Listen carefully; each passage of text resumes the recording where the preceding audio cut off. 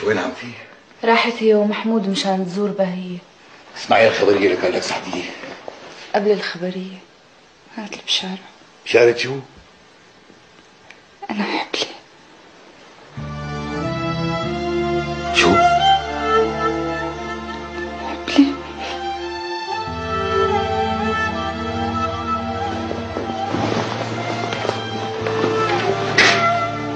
طب بس ما يكون حمل كذابة مثل المرة الماضية لك سعدية؟